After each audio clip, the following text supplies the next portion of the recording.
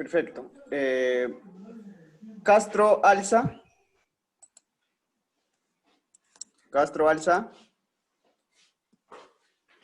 León Andrea. León Andrea. Karen Chino Romero. Karen Chino Romero. Coaquira Carla. Presente. Buenos días. Lucía Santur. Presente, buenos días. Juan Carlos Caguaya. Juan Carlos. Talía Jara. Presente. Carlos Norberto Damián. Carlos Norberto Damián. Henry Anthony Angulo. Rosalí Milagros Mendoza. Presente, profesor. Samuel Abanto. Presente. Rivelino Jordi Arana. Acá se tiene que escuchar. Rivelino Jordi Arana. Noemí Alberto Vargas. Noemí Alberto Vargas. Sale cada vez que... Por favor, sus micrófonos. Gilmer Salazar Ramírez. Presente. Brenda Yajaira Cruz Urquiza.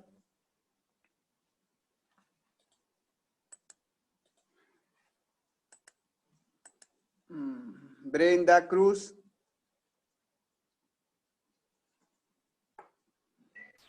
Presente, buenos días. Yanira Aquino. Ay, espera. Creo que me llamaron. Es que del curso de la beca, sí. Aquí no. Por favor, Brenda. Yo el creo que, audio, como te digo. por favor, evitar las interferencias para iniciar las clases. Por favor, ya se les dio las recomendaciones de la primera sesión. Pero yo me pongo a pensar, pues ya mucho de... Ya, perfecto. Solo enviarle por algún compañero a Brenda, un mensaje interno, e indicarle que está en una conversación con sus, creo que, compañeros de trabajo. Vamos a continuar. Jorge Francisco Castro. Jorge Francisco Castro. Elizabeth Quispe. Presente. Presente. Carla Alessandra Rojas. Presente. Cristian Johnny Coaila. Buenas. ¿Se escucha? Sí, perfecto. Presente. Cristian Wendy Coaila. Patricia. Wendy Patricia. Presente. Buenos días. Buenos días. Alexandra Mendoza. Buenos días, presente. Mariana Caterín Llanos. Mariana Buenos Caterín días con Llanos. todos.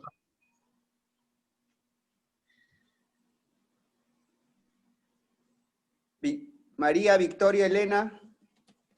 Disculpe, buenos días, Mariana. Voy a responder. Ya, perfecto, Mariana.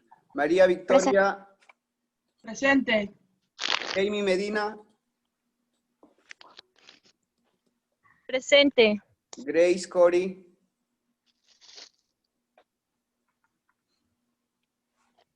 Grace Cori. Abel Alexander. Abel Alexander. Nadia Rosas. Nadia Rosas. Aldo Jefferson García. Buenos días, presente.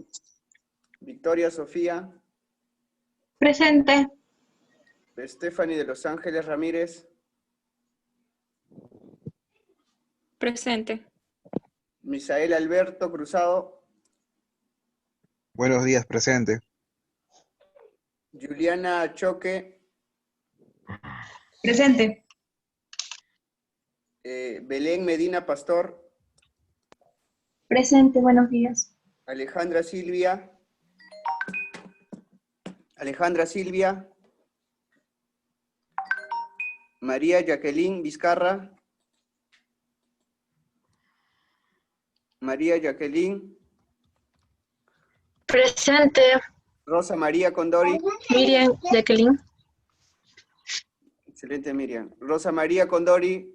Por favor, atentos a la lista. Rosa María Condori. Mónica Alejandra Chambía. Presente.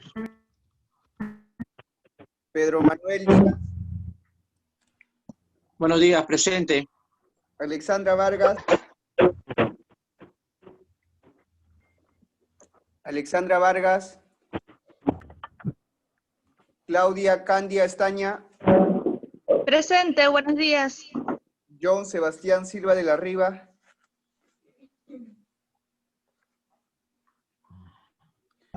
Buenos días, presente. Percy Moreno.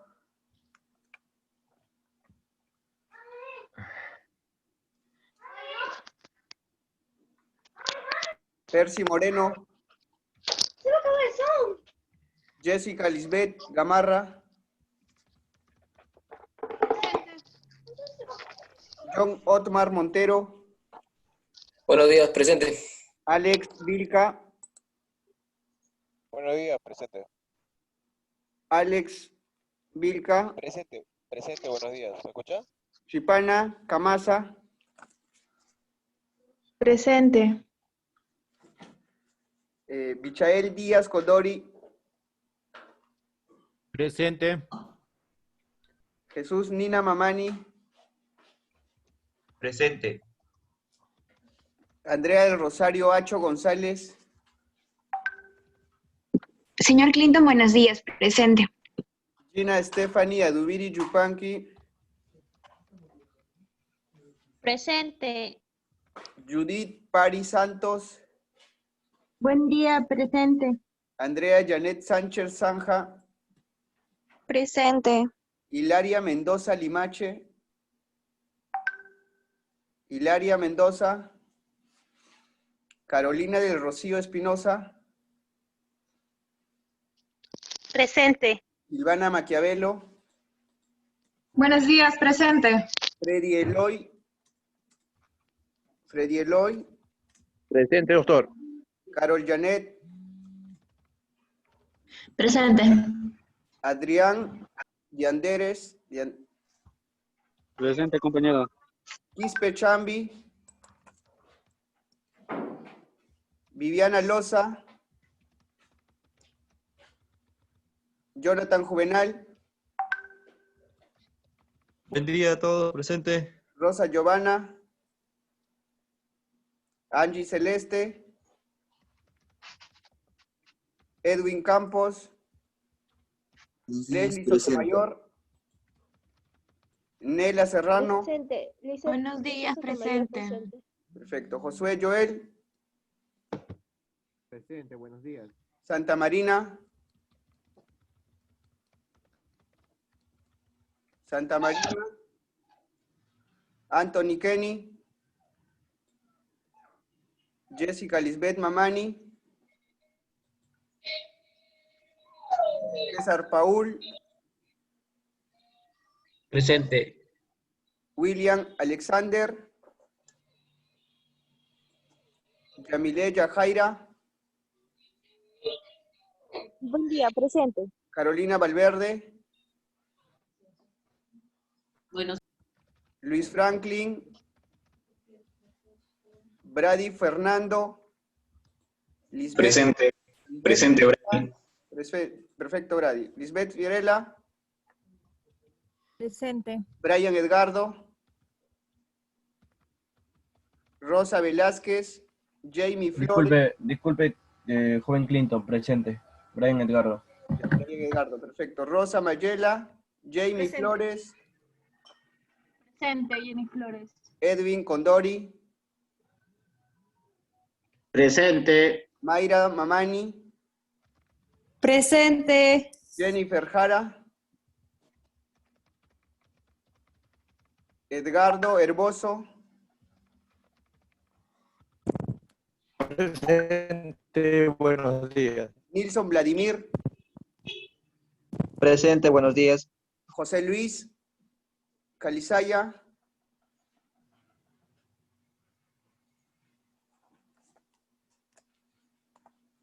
Sergio Francisco Aranda Espinosa,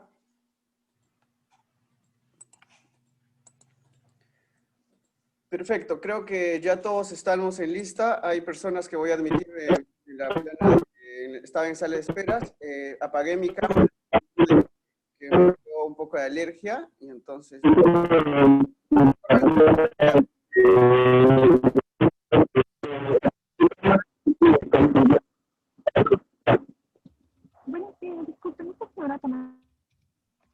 Ya, solo las personas que han ingresado último, ya al final vamos a pasar la asistencia, ¿sí? En calidad de tardanza, ya al final vamos a quedarnos a conversar, quizás todos al final de la reunión. Vamos a ya iniciar el curso, ya está con nosotros el doctor Alonso. Las recomendaciones del caso, como les dije al inicio, mantengan la cámara prendida, no es necesario el audio, las personas que quieren puntos extras, ¿no? Y sobre todo, intervengan. Doctor Alonso, buen día. ¿Estás en sala? Hola, ¿cómo estás? Buen día, doctor. Un gusto saludarlo. ¿Cómo está de salud? ¿Está bien? Bien, bien. Sí, bueno, tuve ahí una lesión doméstica, pero gracias a Dios estoy mejor. Aún se lo puede observar, doctor, pero qué bien que se haya podido... Sí, pues un poco de hinchazón un tema en los ejercicios en la máquina. Sí, doctor, creo que estamos dentro del tiempo, ¿verdad, doctor? ¿Por qué me permite 2 minutos mejor para explicarle? Sí. A lo que se va a desarrollar durante todo el... Ayer les mandé un comunicado, hoy tenemos la clase, ya nuestra última sesión, que comprendería de 10:30, estamos retrasados alrededor de 11 minutos, es problema mío, creo que ustedes han estado puntuales. El examen se ha fijado de las 3 sesiones, en base a las 3 sesiones, para el día sábado 3 de octubre. La hora de envío se va a realizar a la 1 de la tarde. Fecha límite de reenvío por parte de ustedes o de contestación va a ser el mismo día, pero hasta las 23:59. 1 minuto antes de la medianoche, ¿no? Antes de esas clases, ustedes ya van a desarrollar las clases adicionales, que también lo han podido observar. La clase adicional 1 con el doctor Emerson, que es el día de mañana. Y el último clase que es por la mañana del día 3 con el doctor Frank Alonso, ¿no? Y también ya al final nos vamos a quedar conversando con el doctor Alonso más referente al proyecto de las etapas del proceso, que lo vamos a ejecutar ya a mediados de octubre, conjuntamente con todos ustedes, si es que quieren participar. El doctor Alonso dijo a bien a este grupo que se les cedería media beca a todos que optaran por el siguiente curso, ¿no? Sin más, doctor, ya dictado las pautas, yo le dejo a usted para que se pueda encargar de toda la sesión. Perfecto, gracias a todos. Esta es la última clase de este curso de Derecho Penal Parte General, donde hemos ido discurriendo las diversas categorías dogmáticas del delito, y donde uno a uno hemos ido un análisis no solamente teórico, no creo que sino práctico.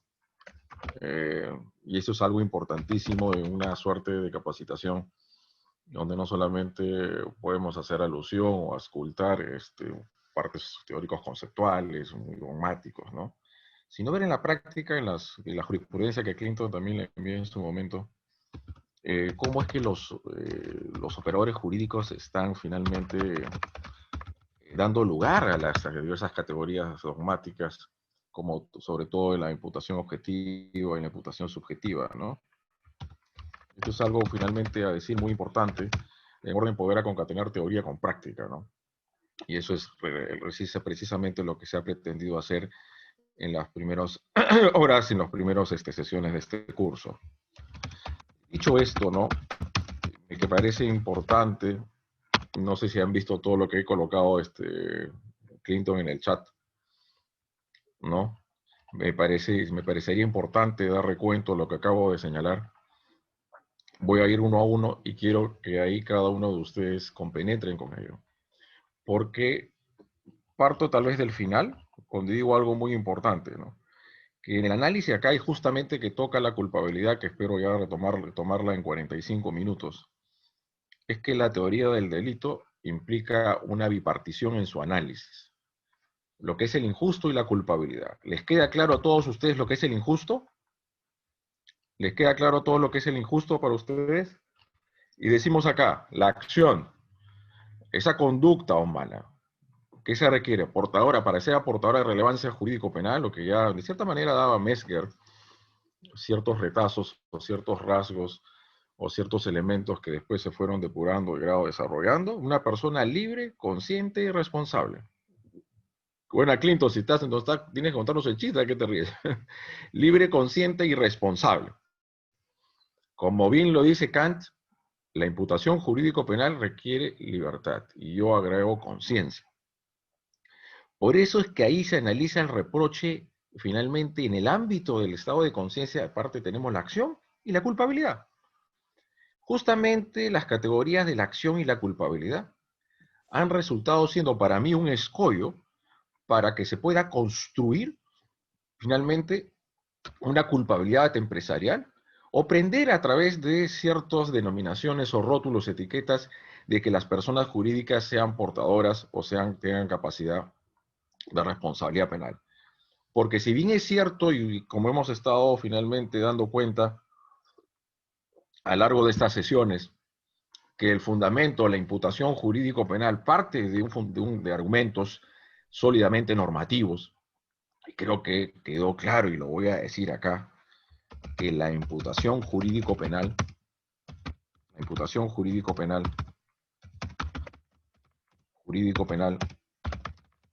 requiere indispensablemente la infracción de una norma de cuidado, ¿no? Y la infracción de una norma de cuidado, ¿qué es lo que tiene que generar en términos de imputación objetiva? A ver, ¿quién me dice? ¿Qué es lo que tiene que generar la infracción de una norma de cuidado? ¿Un resultado? ¿Una sanción? Claro, pero aparte de eso, ese parámetro, ese básico, ¿qué tiene que decir? En la creación de un ¿qué? Un riesgo jurídicamente desaprobado. Perfecto. Jurídicamente desaprobado. Igual si esto lo puedes, Clinton, todo lo que yo estoy colocando en el chat, quedar grabado finalmente. Lo voy a transcribir al Word, doctor, no se preocupe. Lo transcribes, no, y gracias a una de las participantes nos apoyó la semana pasada. La pasada nos apoyó y tuvo bien enviar. Muchas gracias a ella, ¿no? Un Word que también tiene que generar esto. Si no, no hay posibilidad de imputación, porque si no, esta es la diferencia entre imputación jurídico-penal con causalidad. Exacto, en este contexto del COVID-19 y un subalterno va a darle la mala noticia a una señora que ha muerto su hijo, ¿no? Producto del COVID-19. La señora tenía ya problemas cardiovasculares, y solamente esa noticia tan trágica, le viene un paro cardíaco. Esa muerte de esa señora se la podemos atribuir a ese soldado o a ese finalmente subordinado policía que le dio esa noticia. No creo, ¿no? De hecho que no sé. No, de hecho que sí, de hecho que no. Entonces, esto es lo que tenemos que definir. Pero cuando regreso a esto de acá, en cuanto el tema de la acción, conciencia y libertad. La libertad es el fundamento central y pilar de la imputación. Ahí donde no hay libertad, dice Kant, no hay posibilidad de construir una imputación legítima en el ámbito del derecho penal. Conocedores y sabedores y conscientes, todos nosotros, que de la utilización y el empleo del derecho penal se pueden generar las consecuencias más gravosas. Esto es una pena y una medida de seguridad. Y ya de que hacemos una concatenación de los diversos elementos, categorías del delito, y que nos está quedando claro cuando entraba ya esa premisa de análisis previa, de que la teoría del delito hacemos una bipartición entre análisis entre el injusto y la culpabilidad. ¿El injusto y la culpabilidad les queda claro? El injusto es la acción o omisión típica y penalmente antijurídica. Cuando hablamos la semana pasada y profundizamos tal vez un poco más de lo que son las causas de justificación. ¿Ah? Para que podamos estar hablando ante un hecho punible, basta la tipicidad que se produzca finalmente un menoscabo o un bien jurídico de que un médico que está en una posta médica recibe a una persona que ha sido gravemente embestido por un vehículo, tiene una fuerte hemorragia, y lo único que puede hacer el médico para poder salvarle la vida es amputarle la pierna. Llegan estos testigos de Jehová con un niño que requiere una transfusión de sangre. Ellos se niegan finalmente a que se le produzca la transfusión de sangre porque se va contra sus valores dogmáticos, religiosos, culturales. Aún así, el médico le proporciona finalmente esa transfusión de sangre y le salva la vida. En este caso, finalmente, está yendo contra el consentimiento de los mayores, de sus padres, de sus progenitores, pero está actuando en base a su juramento hipocrático, que es salvar la vida humana. En el primer ejemplo también, en este caso, cuando le ha amputado la pierna, ¿es una conducta típica? ¿Amputar una pierna? ¿Hay tipicidad o no? A ver, ¿quién me dice? ¿Hay o no tipicidad? No, Sí. está actuando bajo su rol. Sí, hay tipicidad. Sí hay. Por supuesto que hay tipicidad. En este caso de contexto de violencia familiar, donde la esposa, a fin de evitar una agresión antijurídica, la agresión antijurídica es un fundamento, un presupuesto de la legítima defensa. A sus bienes jurídicos fundamentales, ¿no? El tema del honor no puede protegerse a través de una legítima defensa. William, que nos está viendo acá, o Clinton, pues está paseando con su enamorado, su novia muy bonita, y nunca faltan los faltosos, ¿no? Y le da un piropo altisonante, frases muy subidas de tono. Tú eres gracioso, pum, le mete un balazo, William, a este pata. ¿Actúa en legítima defensa? No. No. ¿Qué bienes jurídicos pueden ser objeto de legítima defensa? La vida, el cuerpo y la salud y la libertad. La salud y la libertad. Entonces esta señora que se defiende, y mata a su esposo como la única forma viable para salvar su vida y la de su hijo, ¿está actuando típicamente? ¿Ha cometido un acto típico de parricidio? Sí. Perfecto. Muy bien. ¿Qué es lo que se analiza entonces en la tipicidad? Que la conducta encuadre con un tipo penal. Perfecto. Que sea lesiva o puesta en peligro un bien jurídico, ¿hay lesividad o no? Sí. Bien, sí. ¿Hay o no lesividad en esa señora que ha matado a su esposo? Sí, sí hay. ¿Ha matado? ¿Hay lesividad o no en este médico que le ha amputado la pierna a esta persona que llegó gravemente accidentada? ¿Hay lesividad? Le ha cortado la pierna, ha amputado la pierna. ¿Hay o no lesividad cuando alguien realiza la defensa posesoria? La defensa posesoria, ustedes que son civilistas, es la posibilidad, creo que el artículo 920 del Código Civil, de una persona de que tú como legítimo poseedor eres objeto de una usurpación, te están botando, te están evacuando, ¿no? Te están desalojando y puedes tú utilizar vías de hecho para recuperar tu legítima posesión. ¿Estás realizando un acto típico de usurpación? Sí. Entonces, en la tipicidad analizamos lesividad. Y luego de la tipicidad, porque ¿qué decimos acá? Y retomo esta parte que me parece que es muy importante, ¿no? Cuando empezamos a finalmente. El análisis de las diversas categorías dogmáticas de la teoría del delito han de tomar lugar de manera preclusiva o dígase cancelatoria. ¿Qué significa esto? Si la conducta no es típica, sea por cuestiones de objetividad o tipicidad, ya no es necesario ir a la Antijuricidad. Perfecto. Antijuricidad. Entonces, en la antijuridicidad, ¿qué es lo que analizamos?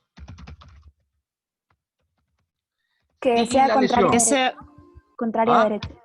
Ajá. Ese es el punto de vista formal. Hay antijuricidad formal y material.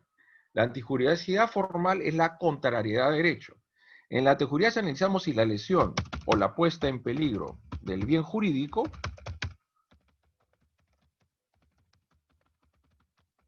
era permitida o autorizada por el ordenamiento jurídico.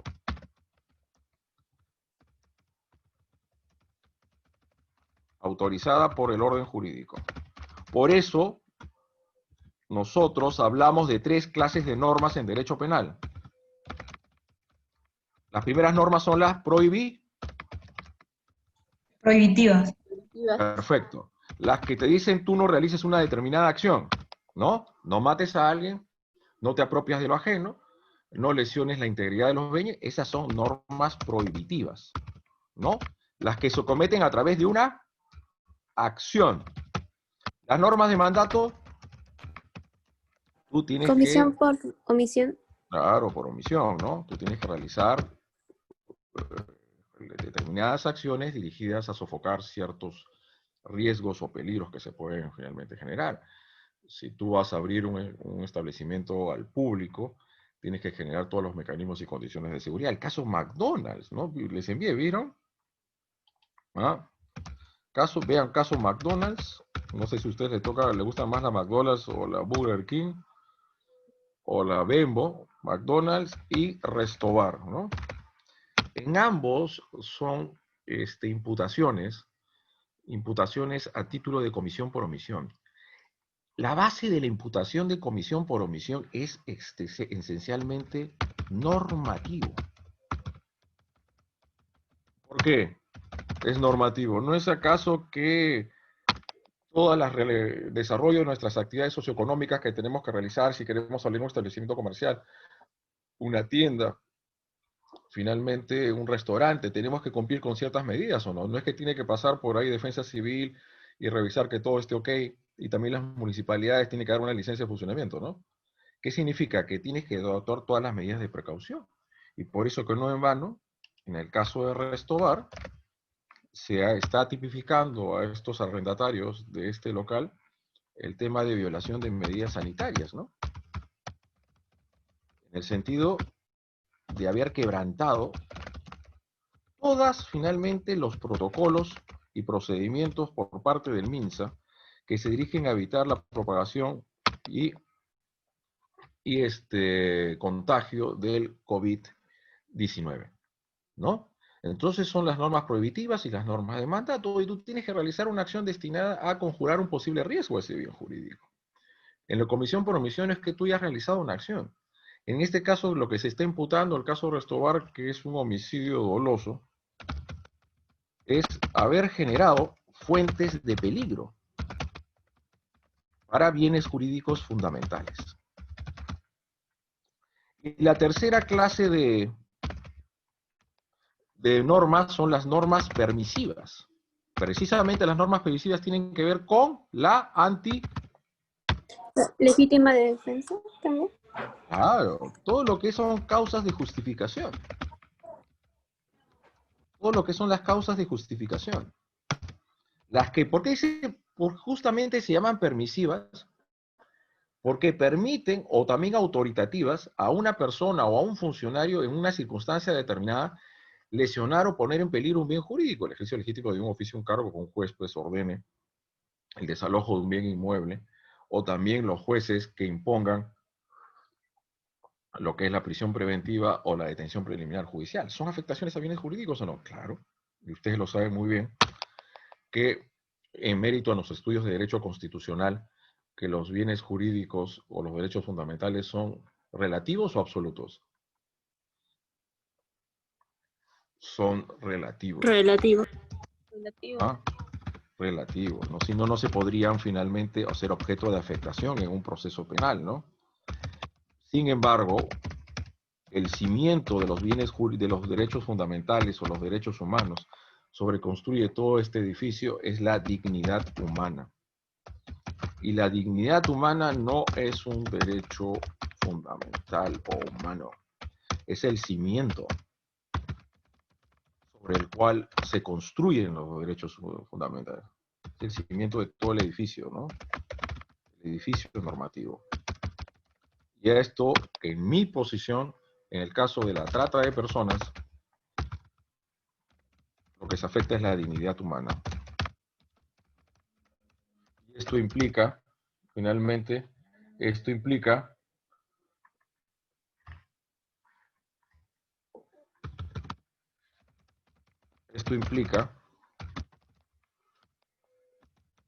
que el consentimiento no debería ser válido. O sea que la dignidad humana no es un bien jurídico disponible. ¿Recuerdan lo que habíamos hablado sobre la vida humana? Sí, La vida que humana no es un lo- bien... ¿Ah? sí, nos dijo que no era un bien jurídico negociable. Claro. Disponible por su titular. Disponible. No propiamente, creo que la terminología correcta sería negociable. Y existen dos delitos que nos definen eso, que por más que una persona dé su consentimiento libre a ser finalmente objeto de lo que es el homicidio a ruego, lo que es la eutanasia propia o impropia, lo que es la eutanasia propia e impropia, no es finalmente una causa de justificación.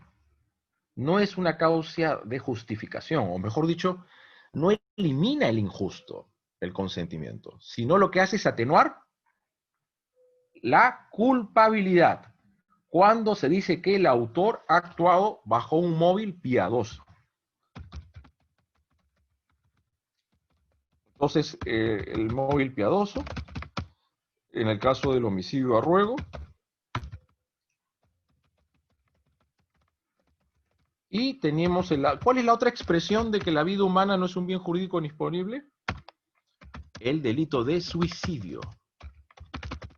¿Cuál es la gran diferencia entre suicidio y homicidio? A ver quién me lo dice.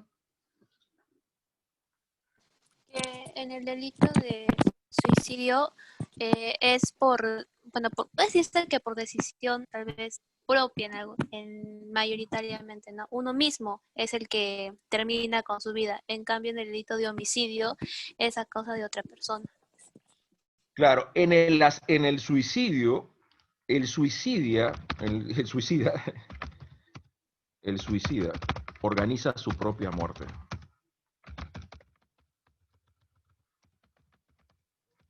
Él tiene el dominio.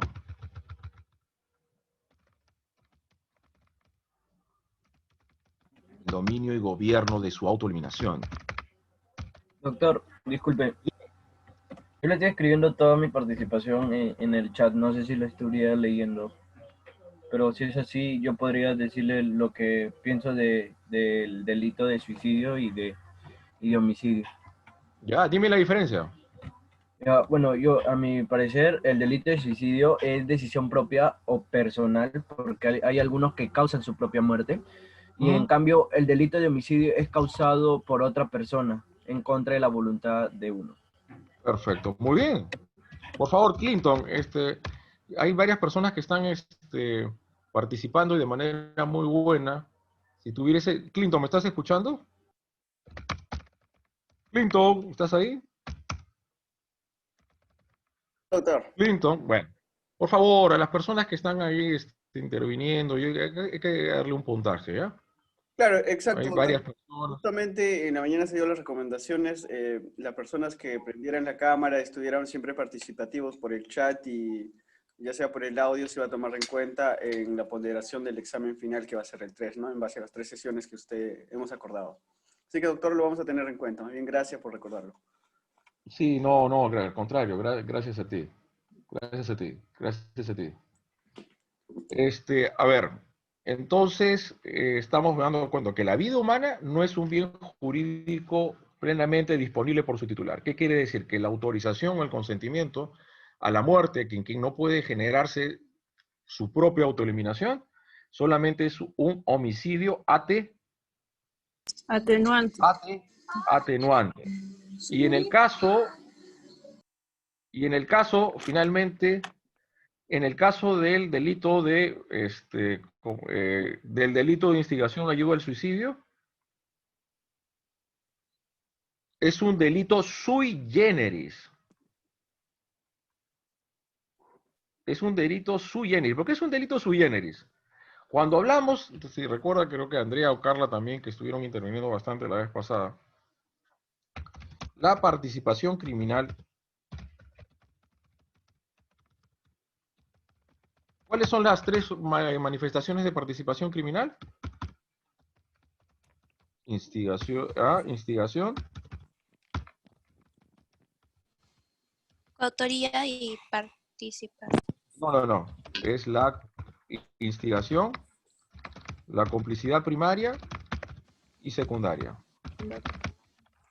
Y señalamos que una de las características más importantes de la participación criminal es su accesoriedad. ¿Eso qué quiere decir? ¿El delito a quién le pertenece? ¿A quién? ¿Quién es el amo del universo o la ama del universo? Al autor. A la gente. Entonces, para que sea punible la conducta del partícipe, la conducta del partícipe tiene que ser la conducta del autor típica y penalmente antijurídica. Correcto. Perfecto, muy bien, William. Y no se olviden, accesoriedad limitada. ¿La accesoriedad limitada qué significaba? Acción Depende de la acción del autor. Acción o omisión típica y penalmente antijurídica. ¿Qué quiere decir? Si una persona X, Y, Z le entrega un bate de béisbol o un arma de fuego para que alguien se defienda, utiliza ese arma de fuego o su bate de béisbol o finalmente un ladrillo y con eso repele la agresión antijurídica del autor, del agresor, obviamente la conducta es típica de ambos, tanto del autor como del partícipe, pero no es penalmente antijurídica. Entonces, pero en la litigación ayuda al suicidio hay una suerte de excepcionalidad. Porque la conducta del suicida ¿es punible o no? Sí. Clinton, uno de los puntos que se va a hacer en el examen va a ser sobre instigación y ayuda al suicidio, ¿ya? La conducta del suicida no es punible. ¿Por qué no es punible? A ver, ¿quién me dice? Que estaría atentando contra su propia vida, no es que alguien está atentando en contra de uno mismo. El derecho penal es una descarga punitiva muy fuerte sobre las libertades, sobre los derechos de las personas. Y tiene que tomar lugar conforme grado de racionalidad. No es autoridad razonable que una persona que ha llegado a esa decisión más fatal en su vida, como decíamos a veces, nadie nos pide permiso para venir a este mundo, ¿no? Y como dice Germán Torda, un tratadista español, ¿por qué no se debería dejar a libre albedrío cada uno decidir cuándo la vida ya se convierte en un suplicio, en un sufrimiento indigno de alguien, ¿no? ¿Por qué el Estado y la sociedad tiene que obligar a una persona a vivir en contra de su voluntad? Por lo tanto, si alguien por ahí había uno de los puentes los suicidas acá en Miraflores, había mucha gente pues llevado por la depresión. Imagínense en esta situación del COVID-19, gente que ha perdido su trabajo, que está sufriendo esta gran enfermedad y no aguanta más. Y una persona evita que la otra se llegue a suicidar, de lanzarse de un peñasco borrascoso, de un cerro, etc. A esta persona le podemos punir, se le puede perseguir penalmente por tentativa de suicidio. No, pues, no es racional. La instigación ayuda al suicidio. ¿Cuál es su particularidad? Que el artículo 113 del Código Penal solo penaliza los actos periféricos, que son de instigación y ayuda al suicidio. Pero no penaliza ¿a quién? ¿Al suicida? Al suicida. Al suicida. Lógicamente. El Estado sería un suicida si procediese finalmente a penalizar a alguien que bajo variadas circunstancias y factores ya ha querido dejar este mundo, ¿no? No se penaliza al autor, que es el suicida. Son razones mínimas de reconocimiento a la autonomía de la libertad. Tenemos un Estado paternalista, sí, ¿no? De proteger la vida, el cuerpo y la salud bajo toda forma y circunstancias, finalmente. pero no podemos ir finalmente contra esta fuerte deseo o voluntad de alguien de autoeliminarse. El Estado se deslegitimaría a sí mismo si procediese finalmente a punir a quien ha intentado autoeliminarse. Por lo tanto, la instigación y ayuda al suicidio es una figura jurídico-penal sui generis. Sui generis porque solamente se penalizan los actos de participación delictiva, la instigación y la participación, pero no al suicidio. Dicho esto, cuando hablamos de las causas de justificación, queda claro entonces, en la tipicidad, lo que analizamos es la lesividad, ¿no? ¿Nos queda claro eso? ¿Mm? Sí. Nos queda muy claro, ¿no? Entonces, finalmente, en la tipicidad es la lesividad. ¿La tipicidad es indicio o fundamento de la antijuricidad? Sí, porque si no hay tipicidad no puede haber antijuridicidad. Perfecto. ¿Pero es indicio o fundamento? ¿Indicio? ¿Ambos? Ay, no sé. No, indicio o fundamento. ¿Indicio? ¿Fundamento? Fundamento. Fundamento. ¿Fundamento o indicio? Indicio, doctor. Perfecto. ¿Por qué indicio? Apunta ahí, Clinton.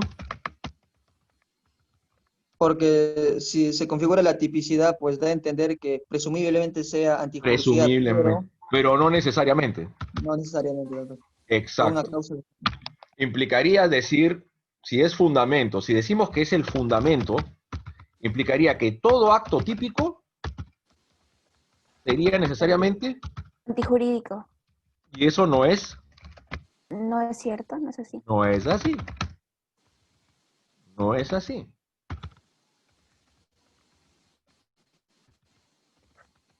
Y eso no es así. Pero la otra pregunta, ¿todo acto antijurídico es típico? Sí. Sí. ¿Por Tiene qué? que serlo. Porque es un Claro. filtro. Porque he tenido que pasar antes Reclusión. por la tipicidad. Porque para llegar a la Para antijuricidad llegar a la antijuricidad, tiene que Tienes que pasar. haber realizado la tipicidad previamente. Tiene que haber pasado por la tipicidad. todo acto antijurídico es necesariamente típico. Porque eso yo les comenté, o les había colocado antes en el chat, que el análisis de los niveles de las categorías dogmáticas del manera preclusiva. Si no hay tipicidad, se crea todo. Y así finalmente yo lo arroyo, cualquiera de ustedes que están dentro del carril permitido, de la velocidad permitida, etc. Por lo tanto, ahí no hay finalmente tipicidad objetiva. Entonces no hay necesidad de la antijuricidad. Tampoco si no hay ni dolo, culpa, ni preterintencionalidad. Es pura responsabilidad objetiva por el resultado. Si no hay esas tres clases de vinculación, y esto está proscrito conforme al artículo 7º del título preliminar del Código Penal. En este contexto de coyuntura de pandemia, Clinton, ¿puedes habilitarme para compartir diapositivas, por favor? Perfecto, doctor. Si fuese tan amable. Por favor. Ahora sí, doctor. Ya. Acá quiero analizar, fíjese, de que en el ámbito de un Estado constitucional de derecho, y cuando hablábamos un poco de la legítima defensa, ¿no? ¿Están viendo la diapositiva? Está cargando, doctor. No se visualiza, doctor. A ver, ¿Puede cargarlo de nuevo nuevamente? a ver, claro. ¿Ahora?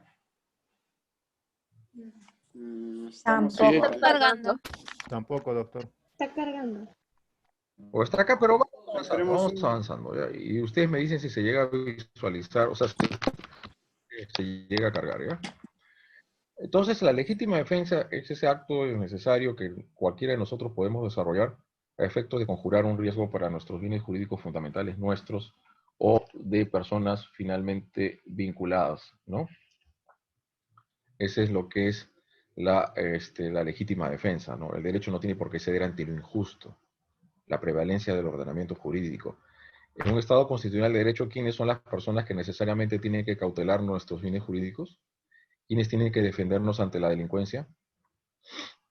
¿El Estado? ¿A través de qué instituciones? La Policía Nacional del Perú. Claro, El artículo Ministerio. 166. La Policía Nacional del Perú combate y persigue toda manifestación de delincuencia, ¿no? Ese es el artículo 166 de la Constitución Política del Estado. Y a veces para defender la seguridad, por favor, se apaguen sus micrófonos. Para defender la seguridad y el orden público, tienen que hacer uso de la violencia, ¿o no? Para reducir a posibles o a presuntos delincuentes que están generando estragos, disturbios en las ciudades, en las plazas, en las calles de nuestro país. Tienen que reducir a estos probables agresores o delincuentes y realizan actos de violencia, sí, pero es una violencia legítima, institucionalizada. El derecho penal es violencia institucionalizada, distinto a una venganza. Es la forma, finalmente, el grado de represión, la injerencia en libertades fundamentales que resulta necesario para preservar la intangibilidad de los bienes jurídicos más importantes de la persona, del Estado y de la sociedad. Sí, ¿ya se visualizan las diapositivas? Aún ¿Nada? no, doctor. No, doctor, no. Intenta una vez más, si no me lo comparta, me lo comparte al correo o al WhatsApp para yo, si no, intentar compartir. ¿Ahora? Tampoco. Doctor, estamos en el mismo. Sigue cargando. Sigue cargando. Entonces, se dio un acuerdo plenario 5/2019 y no voy a pasar solamente dos, voy a hablar sobre 2 diapositivas y luego se las paso a Clinton, ¿no? Yo les voy a dar lectura a lo que dice, ¿no? Porque en este acuerdo plenario se dice algo muy importante, ¿no? Cuando se da este contexto del COVID-19, el artículo 137 de la Constitución Política del Estado habla del estado de emergencia y este es producto de una pandemia, el COVID-19, para evitar su propagación y el contagio. ¿Cuántos somos? Estamos creo que más de 1 millón y pico, ¿no? Ha bajado un poco, pero las cosas todavía controladas como se quisiera. No sé si se ha dado la inmunidad de rebaño, ¿no? Entonces, quienes asumen el control de todo el territorio nacional son los miembros de las Fuerzas Armadas y la Policía Nacional. En este sentido, hay personas que desacatan, que no finalmente salen más allá de las horas permitidas, realizan actividades no permitidas, etc. Algunos que se ponen muy malcriados, hasta agreden a las fuerzas del orden, etc. Pero por otro lado, las fuerzas del orden, los custodios, los policías, tienen que realizar su función con mínimos baremos de razonabilidad, de legalidad y de proporcionalidad. ¿Esto qué quiere decir? Acuérdense, lo que sucedió hace varios años atrás, ustedes saben que el artículo 20 de la parte general del Código Penal viene a regular una suerte de causas de eximentes de responsabilidad penal bajo determinados matices, naturaleza y circunstancias. Entonces, en el año 2007 se incorporó un inciso que señala el personal de las Fuerzas Armadas y de la Policía Nacional en el cumplimiento de sus deberes y en uso de sus armas u otros medios de defensa causará lesiones o muerte. Puede tomar lugar esto finalmente. ¿En qué circunstancias es que un policía puede tirar a matar? No en cualquiera. Tiene que ser en circunstancias extremas. Primero es necesario que la gente actúe para el uso de la fuerza, no necesariamente matar o lesionar a alguien, con el ánimo de voluntad cumplir su deber, porque los policías y los militares representan la ley. Y ellos son las que la ejecutan, ¿no? Ellos están ejecutando órdenes y disposiciones normativas, decretos supremos, decretos de urgencia. Entonces el juez tiene que tomar en cuenta los tratos inhumanos o degradantes que están prohibidos constitucionalmente y que el grado de violencia aplicada debe ser el menor posible. Eso es proporcionalidad. La proporcionalidad que tiene que existir armonía entre el hecho, entre la acción que realiza finalmente la policía con la situación propiamente, con el hecho que está generando el ciudadano, ¿no?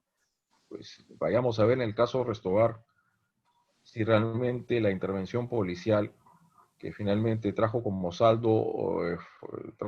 saldo muy negativo de 13 fallecimientos, en este caso 11 mujeres, no, 12 mujeres y un hombre, ¿no? Entonces el uso de la fuerza pública tiene que tomar lugar conforme al principio de razonabilidad, proporcionalidad, legalidad y progresividad. Entonces, y como bien se dice acá en esta diapositiva que lastimosamente ustedes no la... Sí, dime. ¿Le parece que deja de compartir la pantalla para que su video se pueda proyectar bien? Ya, dejé de compartir, sí. Su cámara, doctor. Le noto un poco. Mi cámara... Ahora sí, perfecto. Ya, perfecto, doctor. Ya, entonces, el cumplimiento del deber resulta siendo importante para que se apliquen y la gente y la ciudadanía respete las decisiones que toma la autoridad. Pero este ejercicio del uso de la fuerza pública no puede ser desproporcional. Tiene que tomar en cuenta las diversas condiciones y características del caso. Ahorita entonces yo no puedo, Clinton, compartir. O simplemente leo rápidamente la diapositiva y salgo, ¿ya? Yo la leo, ¿ya? Los jueces no deben olvidar la sujeción del Estado peruano a los parámetros internacionales. Clinton, todas estas diapositivas con nuestros amigos y amigos que nos están viendo acá, vamos a finalmente a compartirlos, ¿ya? Y luego voy a dar lectura a lo que dice esta otra diapositiva. Por favor, los principios de necesidad y proporcionalidad son imprescindibles de aplicar cuando un agente de orden ejerce su deber con un arma en mano. O sea, ¿qué quiere decir? No de frente puede tirar a matar, puede finalmente un tiro disuasivo y ante solas ciertas circunstancias debe utilizar su arma de fuego para tirar a matar o lesionar a alguien. En caso que la dignidad humana se vea afectada por este uso de la fuerza, la policía no debería utilizar su arma. ¿Se acuerdan lo que sucedió con el capitán Cueva en abril en una ciudad del norte del país? Que se hizo muy viral en las redes. ¿Quién? Una cachetada. Sí. Ya, ¿cómo? A ver, ¿quién da cuenta de eso? ¿Qué fue lo que pasó? El capitán Cuevas le dio golpes a un joven. Los jóvenes habían sido intervenidos porque estaban en pleno toque de queda fuera de su casa, ¿no? ¿Y ya habían sido reducidos o no? Sí, ya habían sido reducidos. Sí, ya habían sido reducidos. A pesar de eso, ¿qué fue lo que hace este capitán? Le propició le cacheteó, ¿no? Y le metió la madre, ¿no? Ya, ¿ese uso de la fuerza física institucionalizada era necesaria o no era necesaria? No era necesario. No era necesario. ¿Proporcional o no era proporcional? No era proporcional. Hay un fundamento, hay un principio básico y esencial en el Estado de Derecho. En el Estado de Derecho rige el principio de proscripción a toda manifestación de arbitrariedad pública. ¿Cuándo estamos ante un acto arbitrario?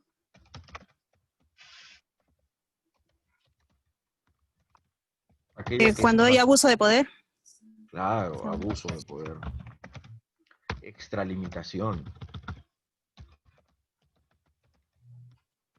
Desproporción.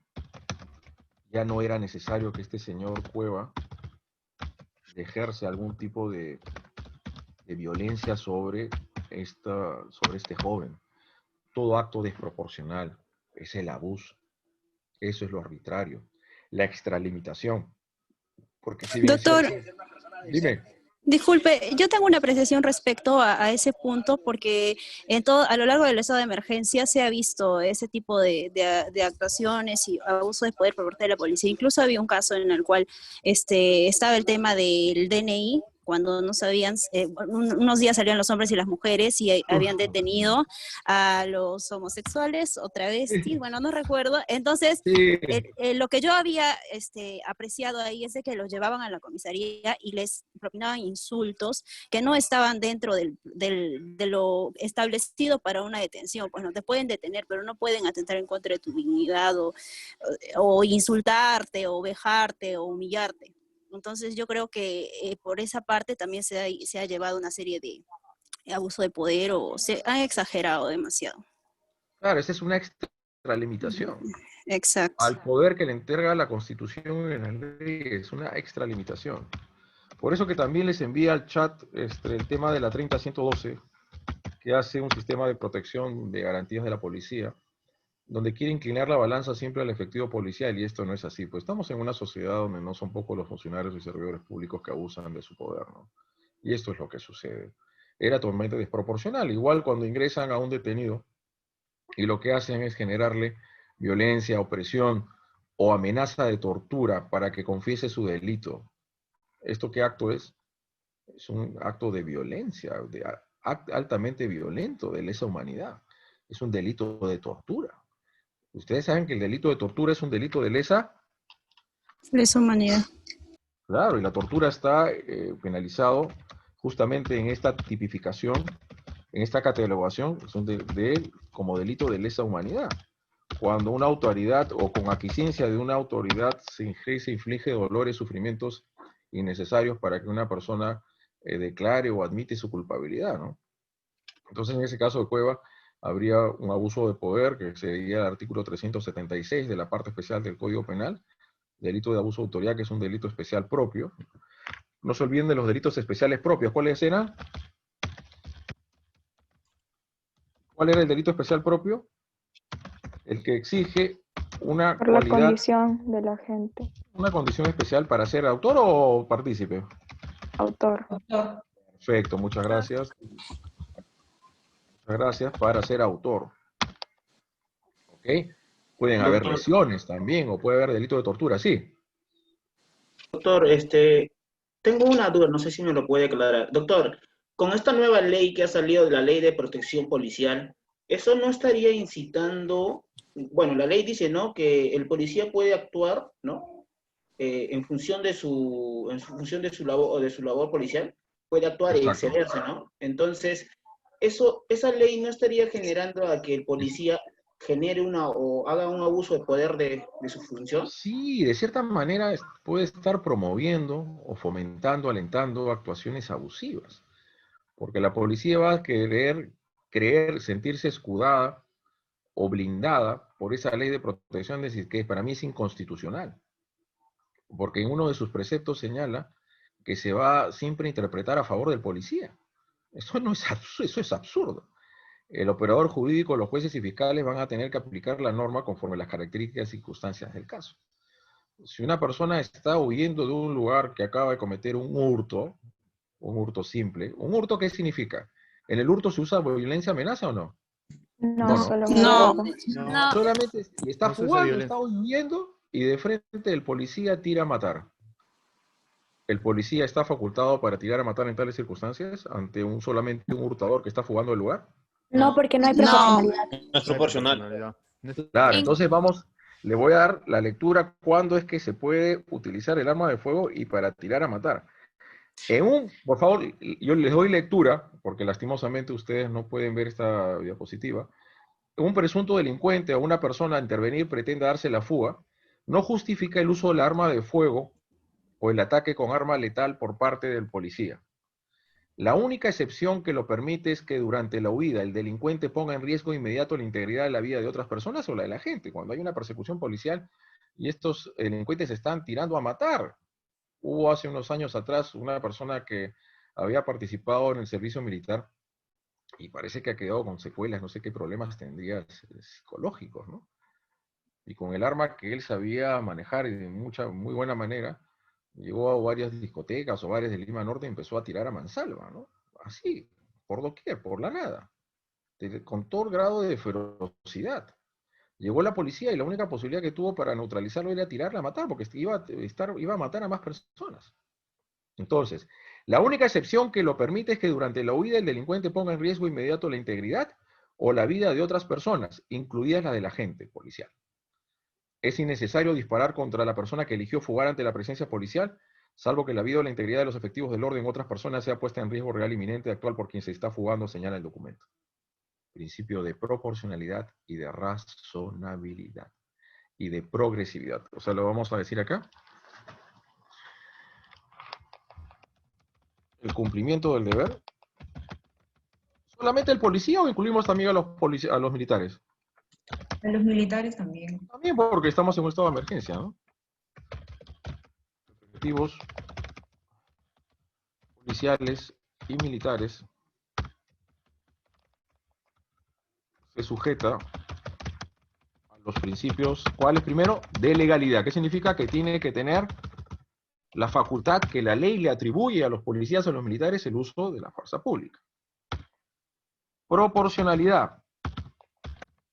Tiene que haber armonía, sintonía, adecuación entre el hecho que está interviniendo con el uso de la violencia. Al principio puede ser algo pues una violencia finalmente mínima, ¿no? Si en todo caso necesitas neutralizarlo, todavía no está matando, tal vez es pues disparar a la pierna, ¿no? Proporcionalidad, razonabilidad, razonable, como bien dice Ferraioli, derecho y razón, ¿no? Muchas leyes a veces en nuestro país carecen de razonabilidad y progresividad. Eso sería legalidad, proporcionalidad, razonabilidad y progresividad. Siempre este principio de proporcionalidad es un principio rector. Ustedes seguramente habrán visto varios libros sobre la materia. Es un principio rector de todo el derecho público sancionador.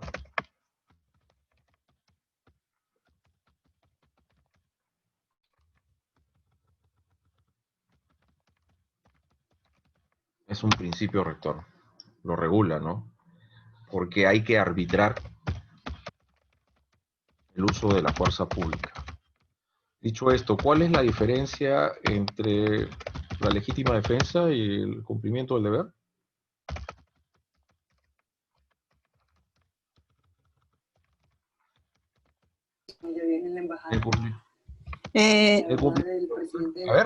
La legítima defensa es cuando una persona defiende la vida porque es el bien jurídico que está susceptible de ser, que está en peligro, y el cumplimiento de un deber, en el caso, por ejemplo, de la Policía Nacional, es en el que ante la puesta en peligro de la vida también puede utilizar medios, ¿no? Para poder lógicamente disuadir el peligro.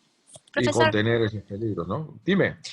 otra diferencia también puede ser en la legítima defensa y cumplimiento del deber, la proporcionalidad del acto. Por ejemplo, en la legítima defensa ya se ha dejado de lado el tema de que para ejercer la defensa tenga que ser proporcional a quien te está atacando, ¿no?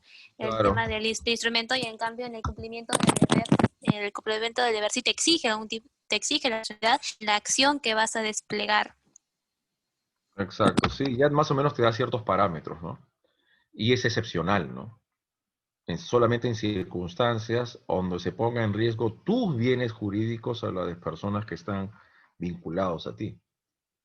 En cambio, el cumplimiento del deber es esa facultad o poder que se le otorga a los policías finalmente en el marco de un control y defensa del orden y la seguridad pública, ¿no?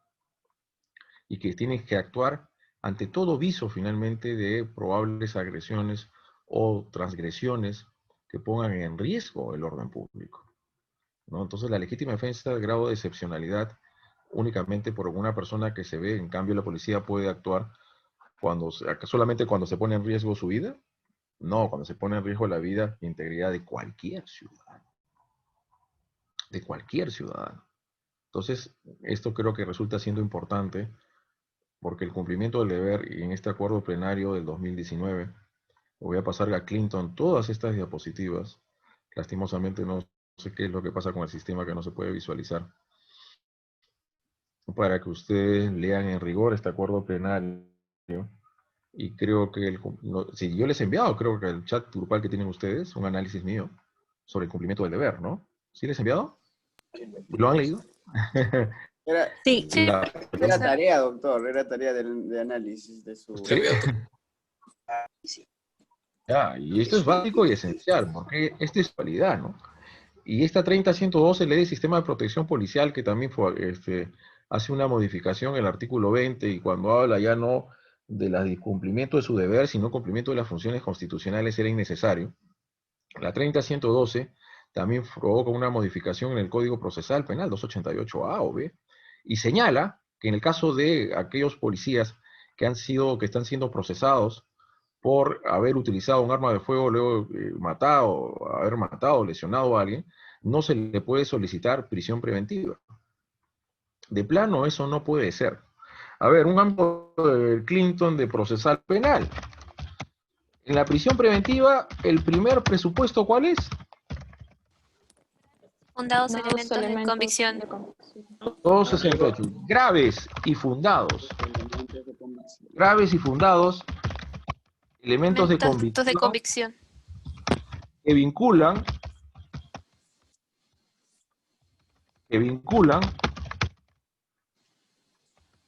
al imputado como autor o partícipe de un delito, ¿no? ¿Qué quiere decir esto? Si usted es fiscal y hay evidencias de que la persona que han intervenido, a esa dama, finalmente a una mujer, por ejemplo, lo que sucede en estos contextos de violencia familiar o violencia de género, que lo que hizo es asesinar, en buen sentido de la palabra, a clavarle, atestarle el puñal a su marido o su conviviente para evitar que la siga agrediendo a ella o a su menor hijo, y hay indicios de eso, yo como fiscal, bueno, pues vayamos a ver si ya promoví y emití mi disposición de formalización de investigación preparatoria. ¿Voy a solicitar prisión preventiva contra esta señora? No. No. Porque hay elementos de tipicidad, pero hay ciertos indicios que me dicen que esta señora ha actuado bajo una causa de justificación. No debe solicitarse prisión preventiva cuando el fiscal advierte que hay indicios ¿de qué? ¿Legítima defensa? Claro que hay fiscal advierte. Claro. De la concurrencia de una causa de justificación. Justificación, ¿no? Y en tal sentido ustedes también como abogado de la señora o como abogado del policía van a interponer, ¿cómo se llama este medio de defensa? ¿Tutela? Procedencia de acción. ¿Cuándo interpone una excepción de procedencia de acción? Cuando el hecho no es proporcional con la pena. Delito, no es penalmente justiciable.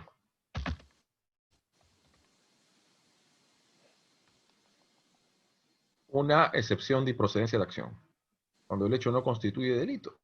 ¿Qué se requiere? ¿Cuáles son los elementos que tienen que ocurrir para estar ante un delito? Acción típica antijurídica culpable. Exacto.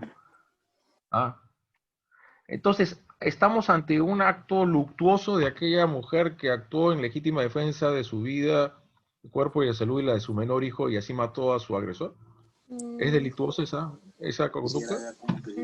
No. No es delictiva. Es delictuosa aquel policía que en cumplimiento de su deber de lo que fue eliminar a este presunto delincuente porque le estaba tirando a matar a ciudadanos indefensos y No. No es un delito. Entonces el delito, para que estemos realmente ante una conducta delictuosa, se tiene que cumplir con ¿cuáles presupuestos? Típica jurídica. Acción, omisión, típica y penalmente antijurídica. Entonces ahí estamos trasladando las categorías dogmáticas de la teoría del delito al plano procesal penal. En base al principio de reserva procesal penal, ¿no? El proceso penal únicamente tiene que ser objeto de sustanciación o de procesamiento de conductas delictuosas, ¿no? Por eso es que los litigantes, ni bien se formaliza la investigación preparatoria, conforme lo regulado en el artículo 336 del Código Procesal Penal, tienen la posibilidad de interponer una excepción de procedencia de acción, ¿no? Esto es, cuando el hecho no constituye delito o cuando el hecho no es penalmente justiciable, porque puede haber una derogatoria de una ley por parte del Tribunal Constitucional o el Congreso ha expedido una ley de amnistía, ¿no? El hecho deja de ser justiciable penalmente. Estas son circunstancias que estamos concatenando entre lo que significa el ámbito, los aspectos dogmáticos de la teoría del delito y cómo ustedes lo van a reconducir a un ámbito procesal penal. Quiero regresar atrás, no sé si hay otra pregunta acá.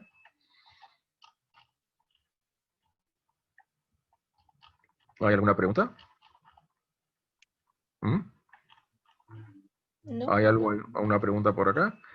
¿Se acuerdan que cuando estaba yo hablando de la teoría del delito ya hace varios minutos, creo que quedó claro que la tipicidad es indicio y no fundamento de la antijuricidad? que todo acto típico no necesariamente es antijurídico, pero todo acto penalmente antijurídico es necesariamente típico, ¿no? Y creo que lo puse por acá. Libre y consciente y responsable. Analizar el reproche individual de culpabilidad y luego penetramos en la tipicidad es propiamente la lesión o la puesta en peligro de un bien jurídico. Y creo que les estaba comentando algo, que acción y culpabilidad tiene carácter ontológico, ¿no? ¿Las personas jurídicas tienen culpabilidad?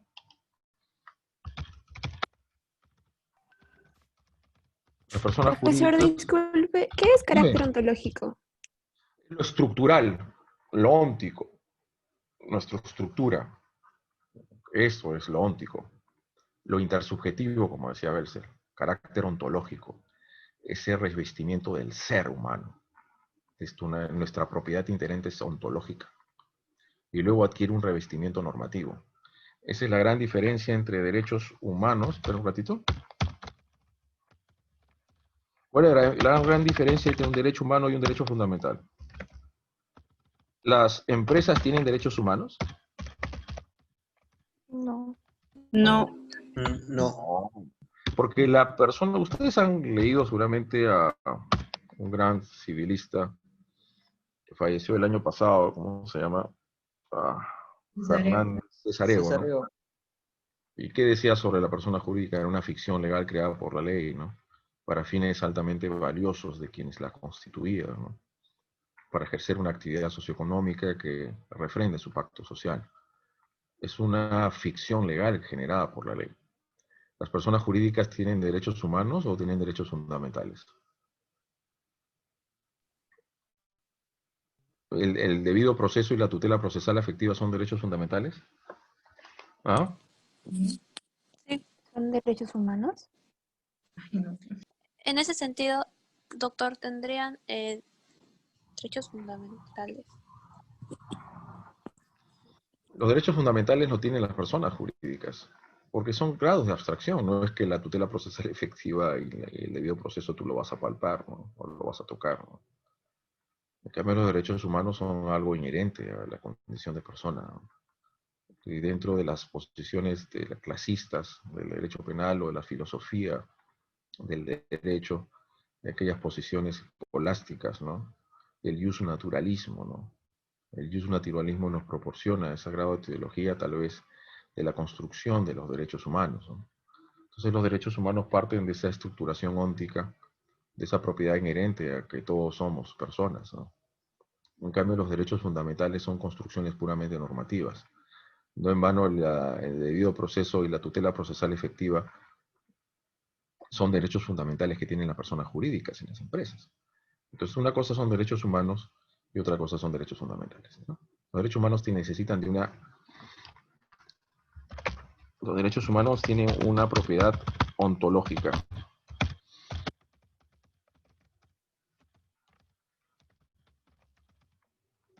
Doctor, disculpe, una pregunta. Ya que está hablando de las personas jurídicas y derechos fundamentales, algo sobre que había una diferencia de las personas del Estado, que serían las personas jurídicas públicas, con las personas jurídicas privadas, de que a los privados sí se les reconocía derechos, pero a las públicas no, porque las privadas representaban personas, mientras que las públicas representaban el Estado.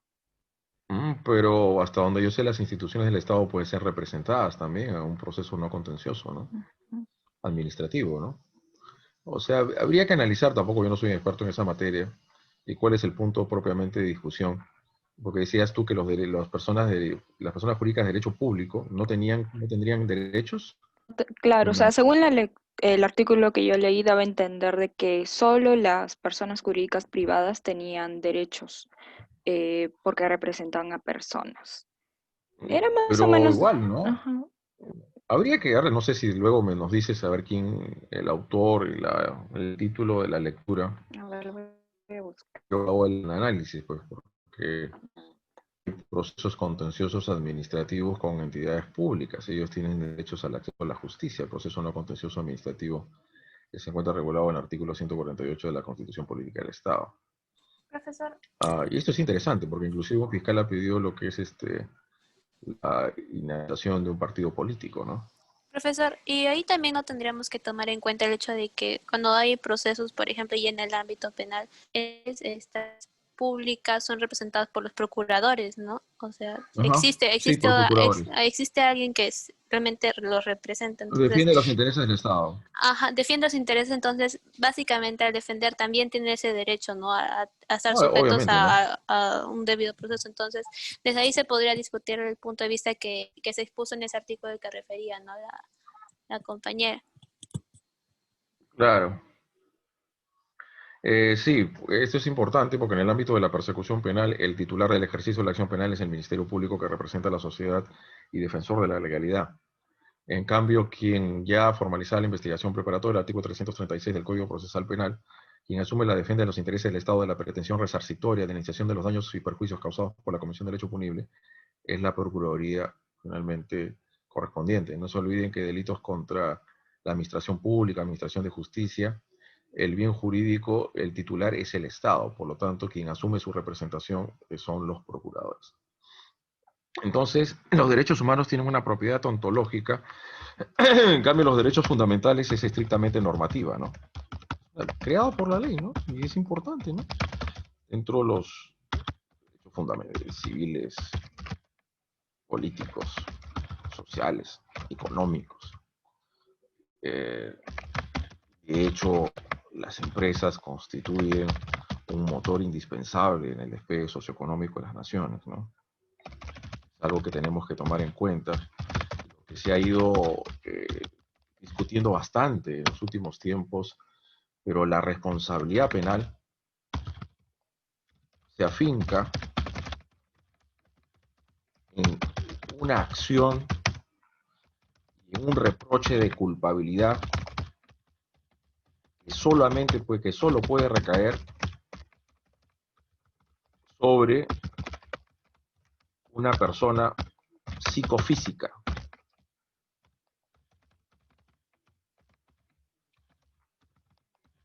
Y acá, que nosotros tenemos nuestra propia mentalidad y que ingresa un mensaje normativo a través de las disposiciones legales y nos dicen lo que debemos hacer y no hacer.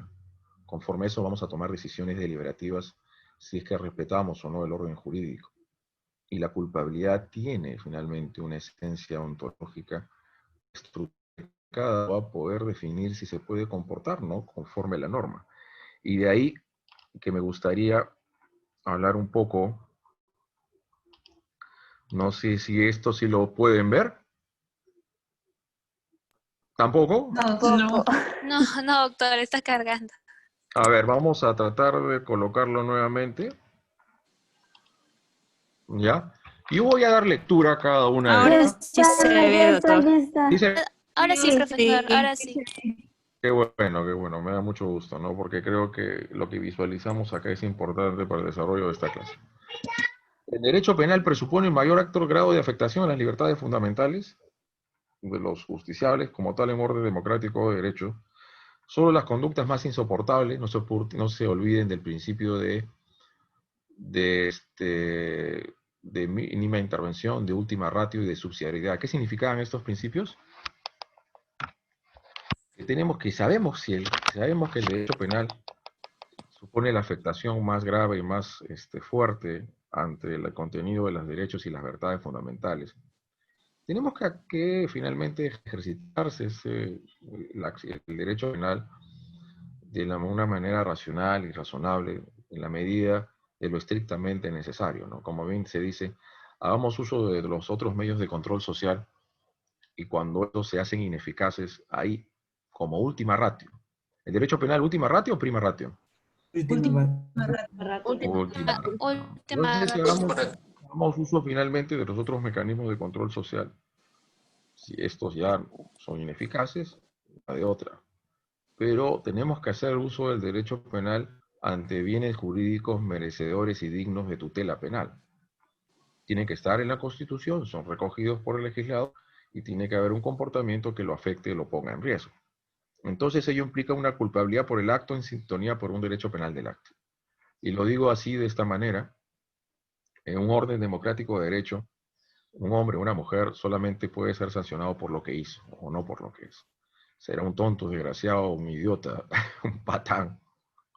Pero mientras que eso no, como un rufián, pero mientras que no comete un acto constitutivo de un delito, principio de legalidad, nulo, un crimen nulo poena sine lege praevia, no puede ser objeto de sanción por parte del derecho penal. Les doy de lectura al título preliminar. El título preliminar finalmente señala en el artículo 8º, creo, si no me equivoco, y por eso que nosotros somos contestes a lo que es la reincidencia y la habitualidad. Artículo 8º. La pena no puede sobrepasar la responsabilidad por el hecho. Esto es importantísimo, ¿no? No se olviden, ¿eh? Un derecho penal del acto por una culpabilidad por el acto. Un derecho penal del acto por una culpabilidad por el acto. Pero dice, esta norma no rige en casos de reincidencia ni de habitualidad del agente al delito. ¿Cuál es la diferencia? Salgo acá un ratito. ¿Cuál es la distinción? Aquí me dice, entre un derecho penal del acto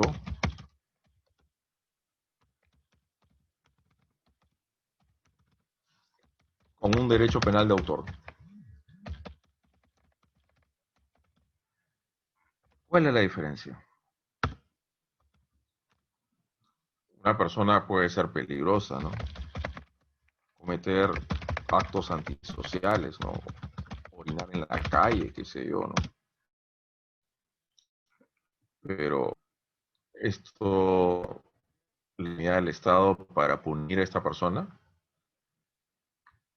No. La legitimación para punir a una persona es realmente cometer un acto que se encuentra contenido en penal, sea por acción o por omisión. La reincidencia y la habitualidad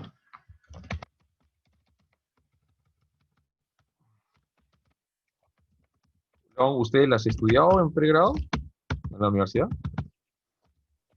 Estamos cursando pregrado.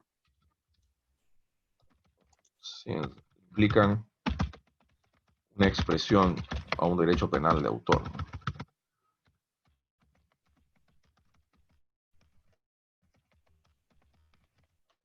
En el caso del residente vuelve a cometer un acto luctuoso después de 5 años, o inclusive después de 15, 20, porque en el caso, por ejemplo, de sicariatos, de feminicidios, de delitos muy graves que afectan bienes jurídicos fundamentales, la reincidencia es indefinida, ¿no?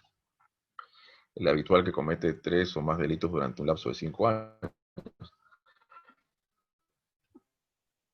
Una persona que se le atribuye la comisión de más de un delito en tiempos distintos,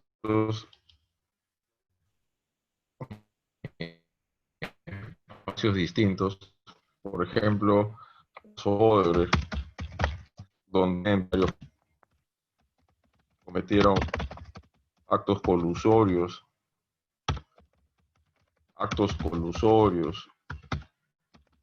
hechos, y luego lavado de activos. ¿Cómo se llama esto? Una persona que comete varios hechos delictivos en diversos tiempos. Se llama